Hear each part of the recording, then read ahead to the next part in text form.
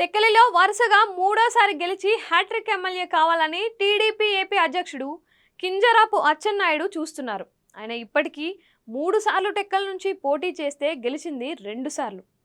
1996లో ఉప ఎన్నికల ద్వారా తన అన్న ఎర్రన్నాయుడు వదిలేసిన హరిశ్చంద్రపురం నుంచి తొలిసారి గెలిచిన అచ్చెన్నాయుడు 1999, 2004లో కూడా అక్కడి నుంచే ఎమ్మెల్యేగా గెలిచారు.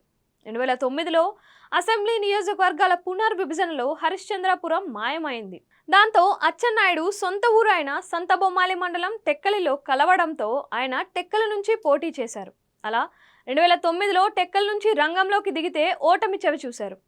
2014, 2019లో అచ్చెన్నాయుడికి మెజార్టీగా 8,000 వరకు మాత్రమే వచ్చింది.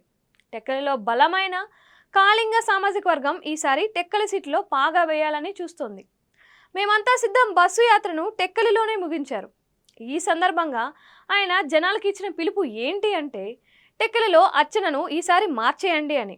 అంటే ఆయనను ఓడించి మాజీ ఎమ్మెల్యేను చేయాలని కోరారు. టెక్కలిలో 2009లో గెలిచిన మాజీ ఎమ్మెల్యే కొర్ల భారతి జగన్ సమక్షంలో వైసీపీలో చేరారు.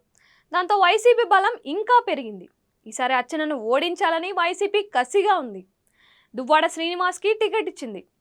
టెక్కలిలో వైసీపీ ప్యాచ్ వర్కులు అన్నీ పూర్తయ్యాయి. లోపాలు లేకుండా చూసుకుంటున్నారు.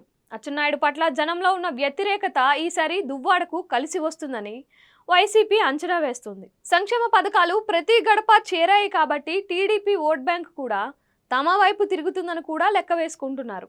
టెక్కలలో అచ్చెన్న వ్యూహాలు చాతుర్వం తక్కువ అంచనా వేయడానికి వీల్లేదు. అయితే రాజకీయం అంటే ఎంతటి వారో అయినా ప్రజా తీర్పుకు తల వంచాల్సిందే.